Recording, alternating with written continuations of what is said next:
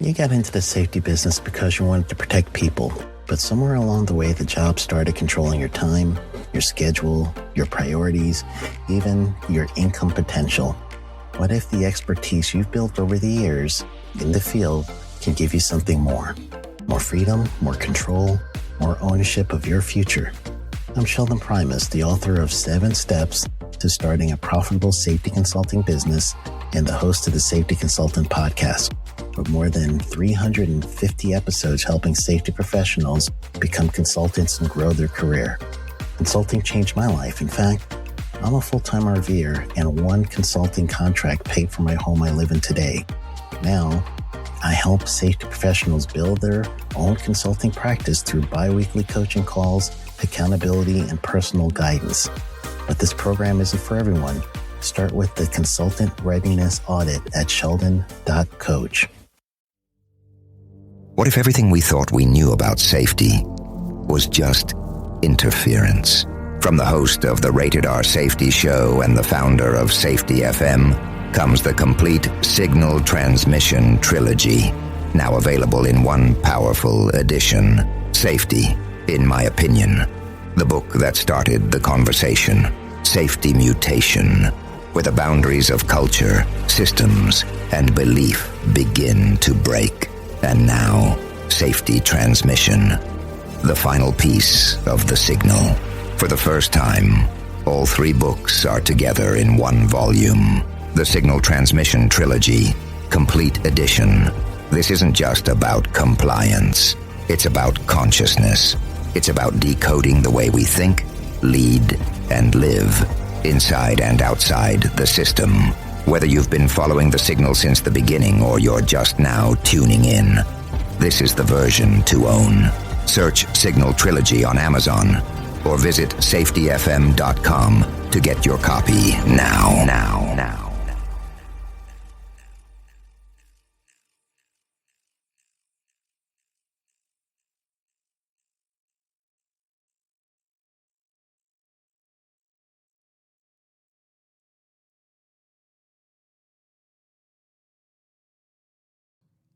This is Andy. And this is Matt. And you're listening to The Hot Podcast with no name.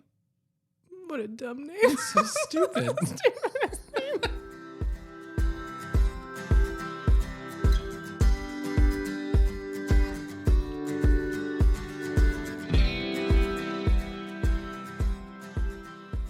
So let's begin.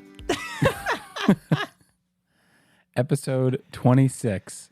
The big 26. The big 26. Nothing special happens. I don't think so. Well, this episode will be great. But I there's hope. nothing special tied to the number 26 in anything else ever. Is that what you're positing? It is double 13. And I was born on Friday the 13th. There you go. So Now we know. probably makes a lot of sense to some people who are listening. All right. What do you want to talk about? Well, we imagine we were this like easygoing, and we had no script at all.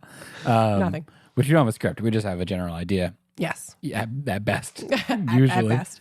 Well, we did homework. we did last homework, time. and wait, hold on. Yes. We had homework, We had homework. and And we did the homework, we did do the homework.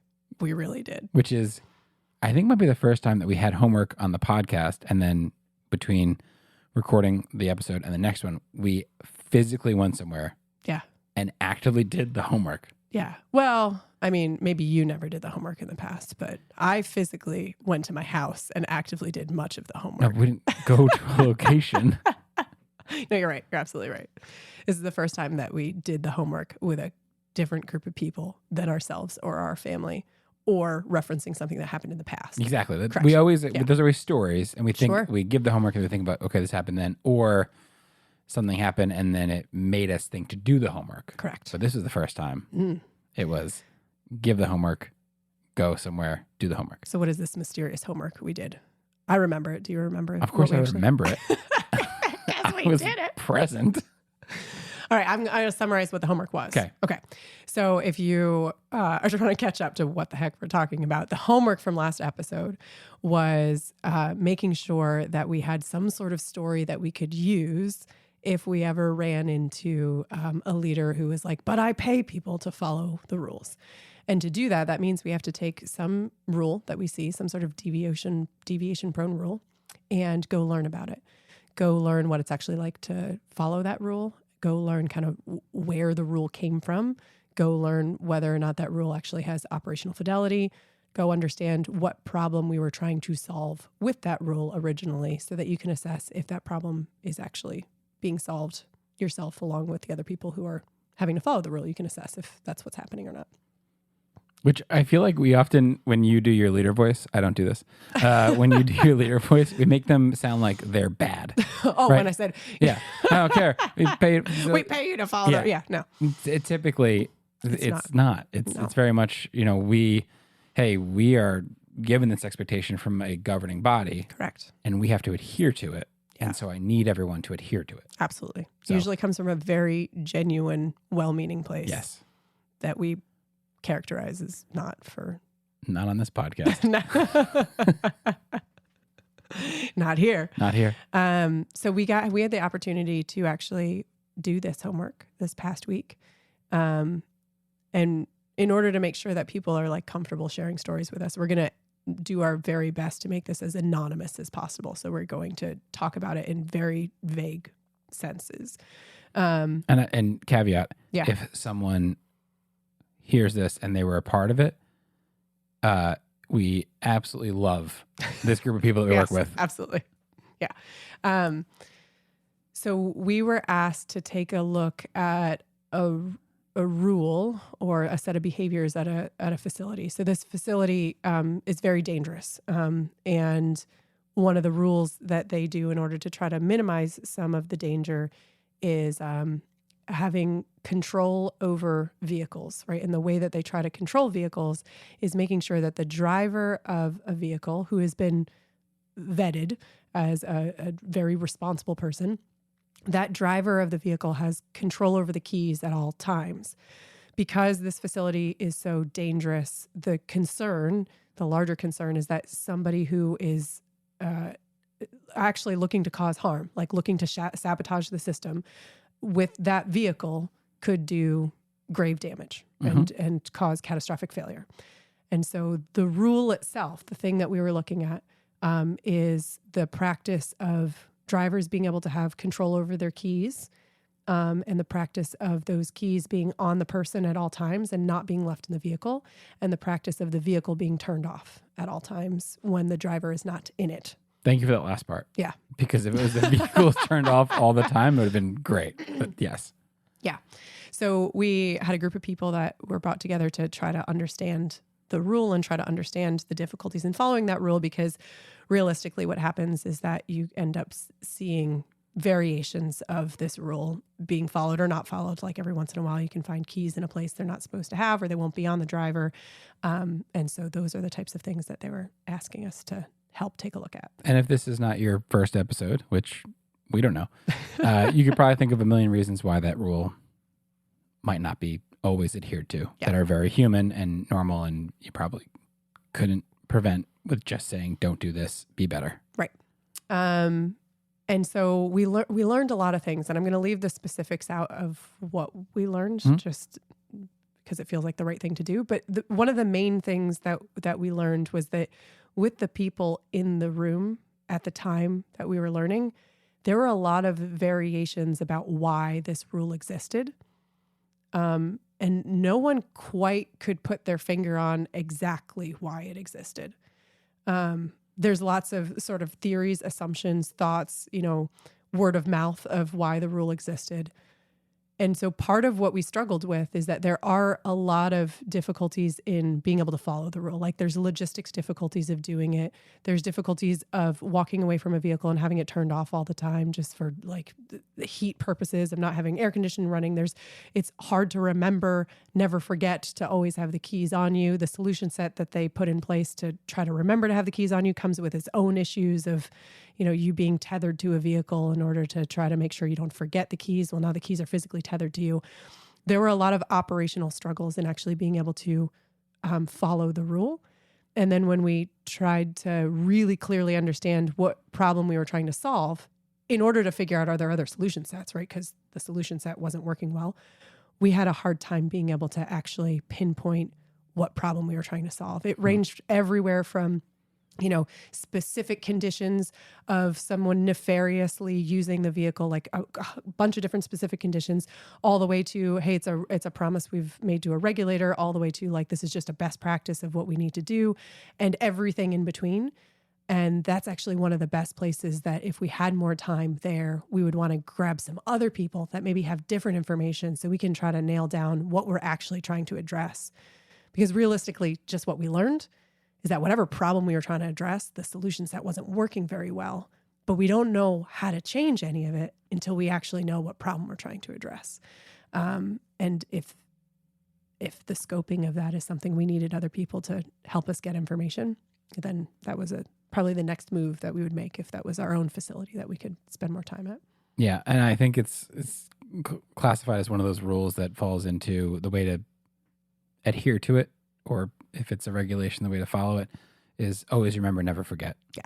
And those are, I mean, it's just a matter of time. It's just a matter of always remember, never forget. And also, if there's any other reason why you need to have this vehicle running, ignore that reason. Yeah. Right. Like just always remember, never forget. Yeah. And all of the logic as to why you'd have the vehicle running, just ignore that logic.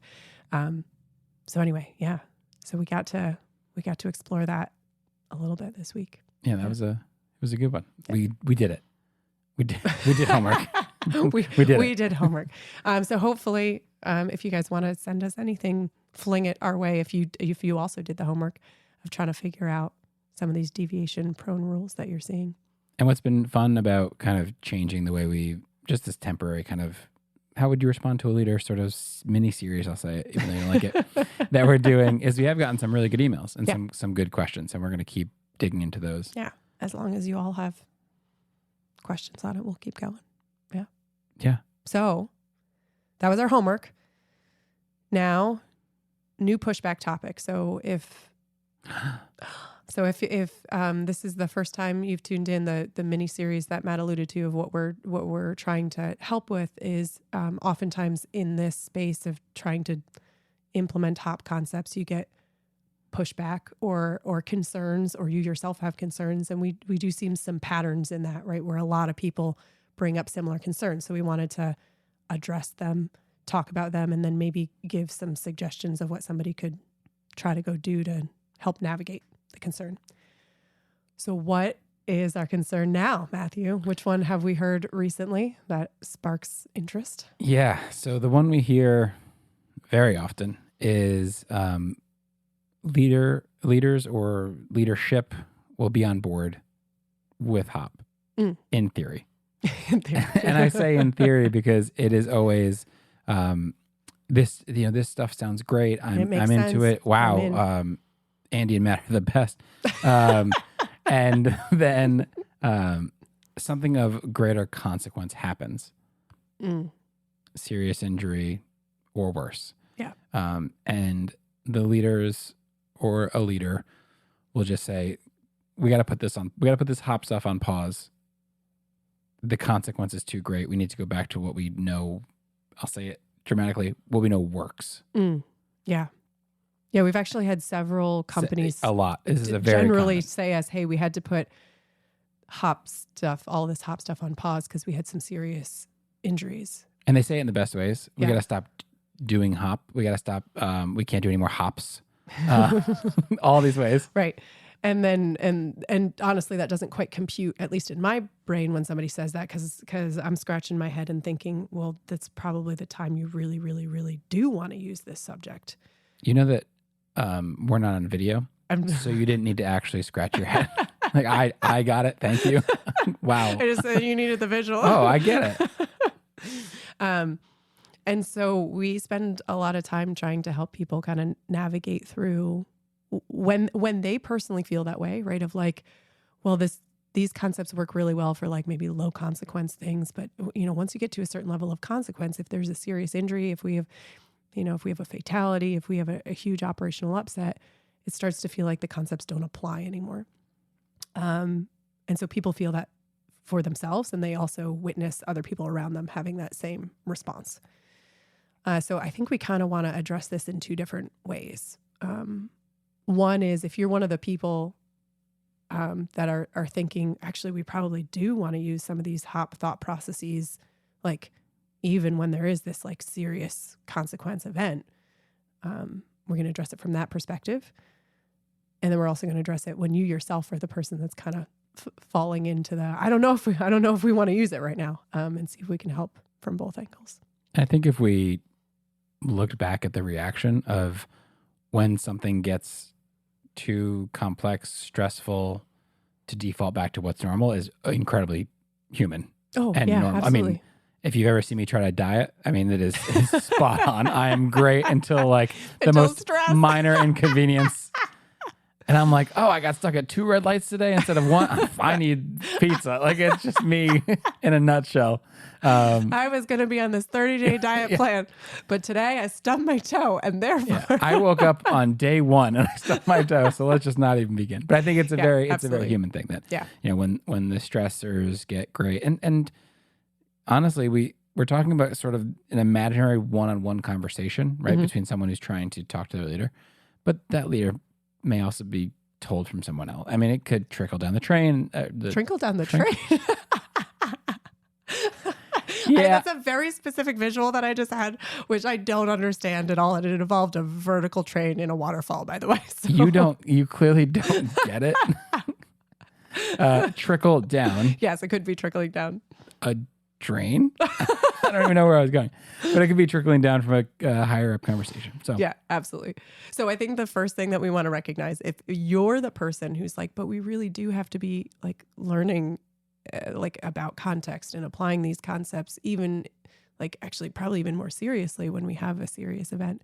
If that's your perspective and the people around you aren't feeling that way, the first thing that we want to do is respect that they're under a lot of stress, right? So probably not the best time for us to try to go and like push people even more. When somebody's having a stress response, it's actually quite difficult for us to be using deep logic thinking at the time that we're having a stress response. So somebody's having a stress response, we want to do it differently because we're really confident that it's going to bring us more information. So let's bring those two concepts together of saying, hey, I mean, maybe we do have to do things kind of the historical way.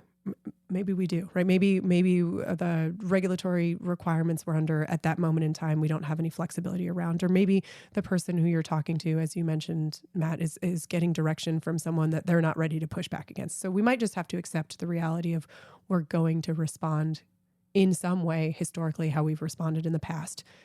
And we, just to give a quick example, we've talked to companies who, when something of X consequence or greater happens, we have to call the local law enforcement. Correct. We have to call local law enforcement, or they immediately have to do a stand down, right? They bring everyone together. They interrogate people, right? They've already done it. They've already put people in a room. So maybe all those things are happening, and maybe it was legally required for you to call law enforcement, right? So all of those different pieces of the puzzle, you might have some control over, you might not. So let's just imagine a world in which you don't have a lot of control over that immediate response. The thing we do have some amount of control over is helping try to alleviate some of the stress that the leader is having by saying that we actually want to interrogate the system even more than we have historically done. So historically, right, if we look at a specific event and maybe we have a command and control response to it, it's actually it's a limited way of thinking about the event, right? We're only picturing things in terms of the conditions that were present or not present at the time the event happened. And oftentimes we're sort of miscategorizing some of the problems that we're seeing, and we take action. It might be very specific action, might be for a specific set of conditions, and we might never see those conditions again, right? So that is all a piece of the puzzle of sometimes how we've historically responded to things. What we want to add to that, and what we're asking permission to add to it, is let me interrogate the health of this process for you, Mr. or Mrs. Leader, so that I can help see whether or not we have lots and lots of different paths to this same type of failure.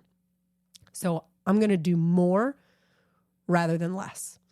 And in a stress response, that's a pretty like the relief of having somebody willing to go do the legwork to go, I mean, in this case, operationally learn about like how it takes, like what it takes to get the work done.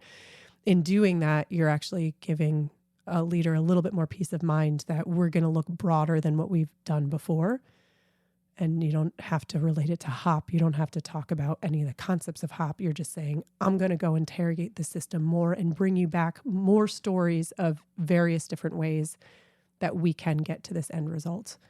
And then that's kind of the great part, is that if you are given permission to do that, you also become the storyteller. And the storyteller of how we can get to those events, you can very much focus on system problems and pull away from, a desire to be in the space of person problems, right? A desire to kind of pin an issue on the last person that touched something.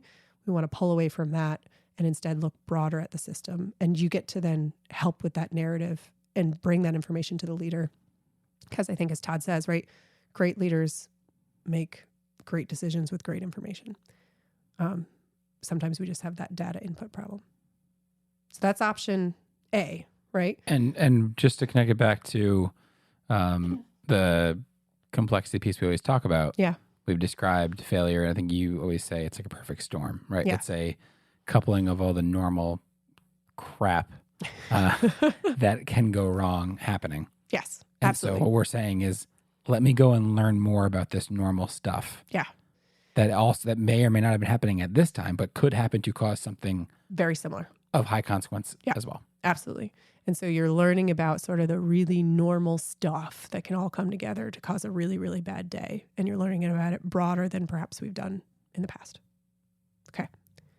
So that was option A. So that's when you can sort of see clearly, at least we think we're seeing clearly, right? So we can see, hey, we probably need to learn broader, but the people around me are having a bit of a stress response. They want to go back to what they've normally done.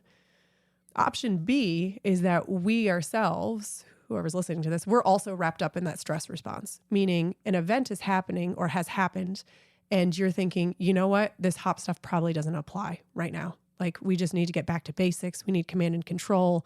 Like, people are just like, we're just out of control right now. That's a couple things. One, even remembering that that's probably not what's happening at that moment in time is helpful. But the antidote to feeling that way actually comes, unfortunately, before the event occurs. Meaning that if you want to try to help yourself not have that feeling, the best thing that we can go do is proactively learn how work is getting done before events are occurring. And do that as often as possible to kind of prove it to ourselves that those conditions are already there. So, for example, in this same place we were at this week, right? When we stopped talking about key control, we asked a general question of like, if we're not specifically concerned about this thing that brought us together, what should we be concerned about? And one of the people that was sitting there was like, well, and he started to talk about the process of erecting scaffolding. And erecting scaffolding in really, really tight locations with, like, if you bump something, it can cause catastrophic failure to the facility. And honestly, like, the way that this was being described in my mind, it was like magic, that like terrible things didn't happen all the time because it was just so hard to do. Now, if we're curious about things when we hear that and we start to learn a little bit about the process, if tomorrow, right, knock on wood, something really not great happened while erecting scaffolding, I, myself, like the person who was learning about it, whoever's learning about it, whoever facilitated that conversation, would not be surprised that it happened. Well, I mean, we might be really upset that it happened, but we wouldn't be surprised because you actually saw the potential for some really not great things happening by just learning what it was taking to get the work done.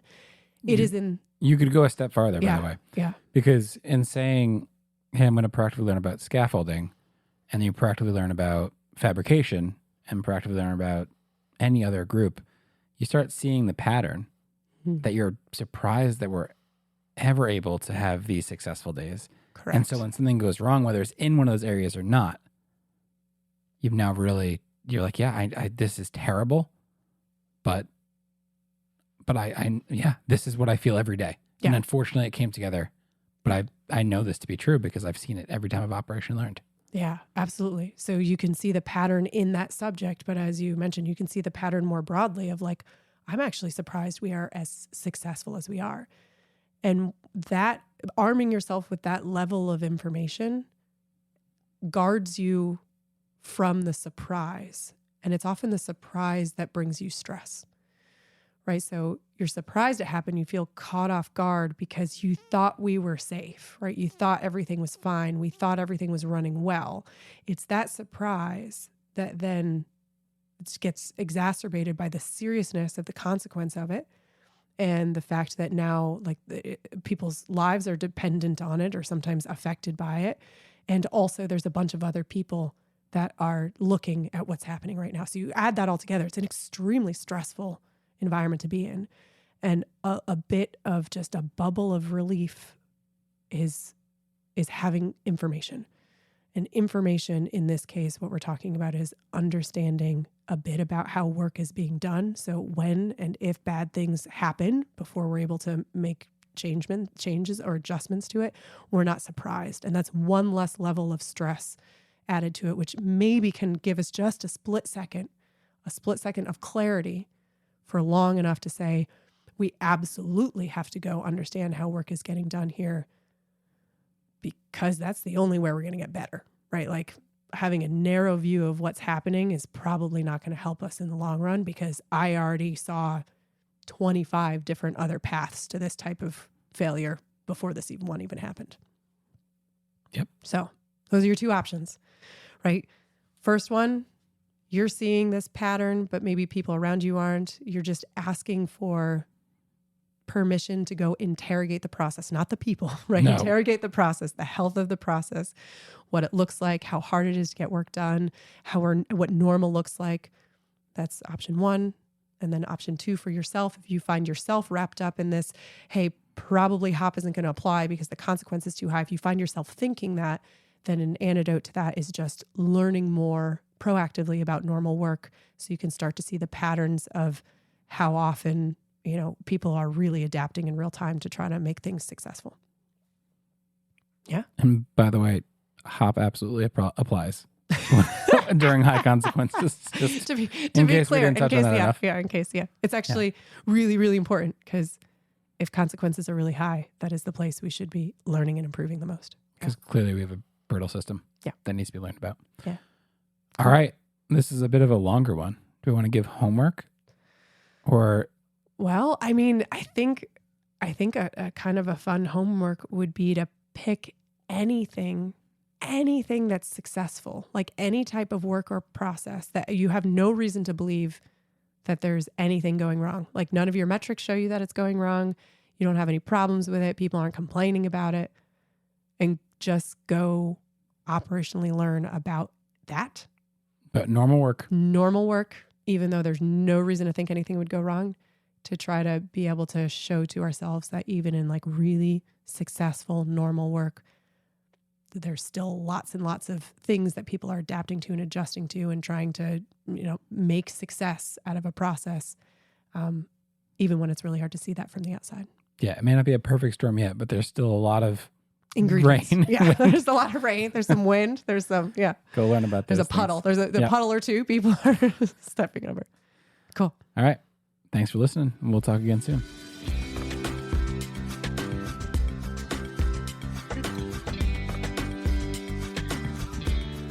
Well, that's it. Yep. Another one in the books. We did it. If you want to send us any of your thoughts, actually fling us any of your thoughts, you can do so at the website www.hoppodcast.com. That's HOPPODCAST.com. It's still such a stupid name. It's such a stupid name. We look forward to hearing from you. Thanks for listening.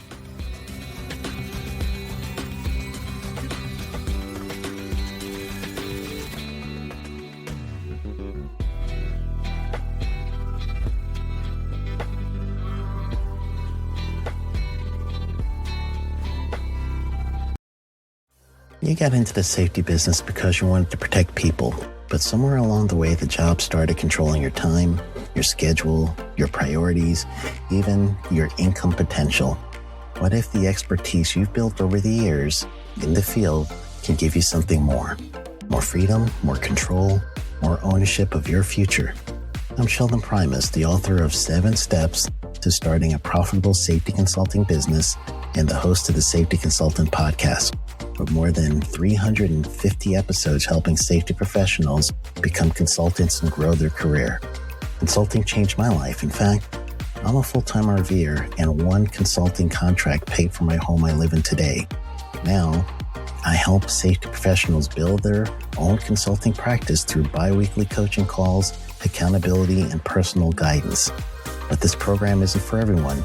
Start with the Consultant Readiness Audit at sheldon.coach. What if everything we thought we knew about safety was just interference?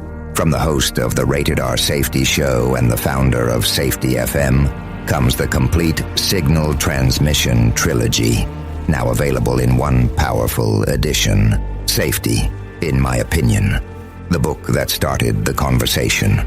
Safety Mutation, where the boundaries of culture, systems, and belief begin to break. And now, Safety Transmission, the final piece of the signal.